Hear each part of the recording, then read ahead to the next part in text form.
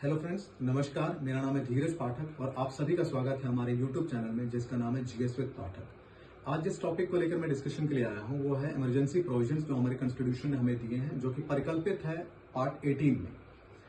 Total 3 emergency provisions हमारे constitution ने हम भारतवासियों को दिए हैं। पहला नेशनल इमरजेंसी, जो कि आर्टिकल 352 के अंदर कवर होता है। आर्टिकल 352 के अंदर जो कवर होने के जो इन्वोक करने के रीजंस होते हैं वो है आर्म्ड रिबेलियन, वॉर या एक्सटर्नल एग्रेशन। टोटल 3 बार हमारे देश में आर्टिकल 352 इन्वोक हो चुका है।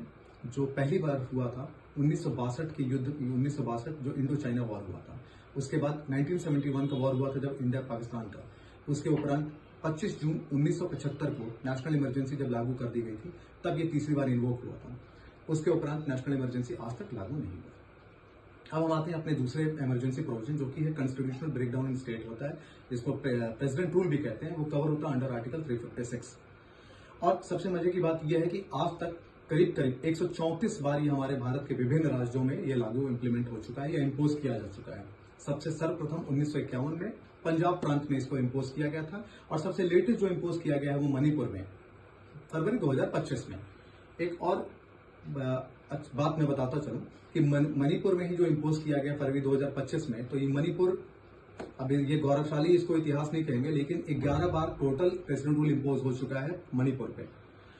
अगर बात करें उत्तर प्रदेश की तो टोटल 10 बार यहाँ पे इम्पोज हो चुका है। और अगर लॉन्गेस्ट की बात करें तो जम्मू एंड कश्मीर में सबसे ज्यादा 12 साल से ज्यादा करीब जम्मू एंड कश्मीर में हो चुका है, इम्पोज हो चुका है।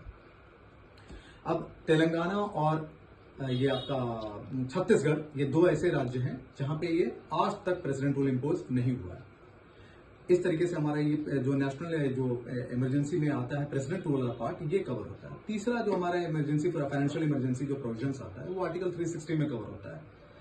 जब भी हमारे राष्ट्रपति ये संतुष्ट हो जाएं कि स्टेट का मतलब यहाँ समझिए भारत स्टेट या भारत देश में फाइनेंशियल स्टेबिलिटी या क्रेडिट क्रंच या क्रेडिट इंस्टेबिलिटी दिखती है, तो उसमें राष्ट्रपति महोदय फाइनेंशियल यहाँ पे इमरजेंसी लागू कर सकते हैं।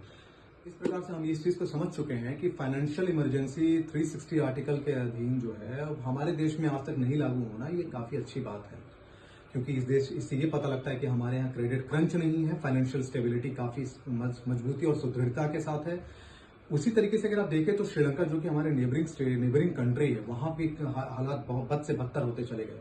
पाकिस्तान, जो कि आज के डेट पे काफी भयंकर इस आर्थिक आपदा से गुजर रहा है, आप इसे देख सकते हैं कि वहां पे फाइनेंशियल स्टेबिलिटी है ही नहीं।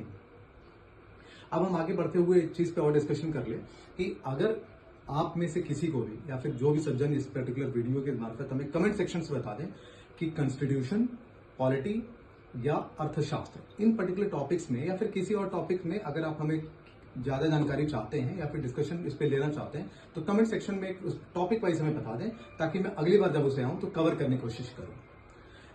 आप सबसे आग्रह और अनुरोध भी है कि हमारे चैनल, जो कि हमारा चैनल नया है, तो आप सबका प्यार मिलेगा तो हमें काफी अच्छा लगेगा, इसलिए उसको ज्यादा से ज्यादा लाइक, सब्सक्राइब करिए।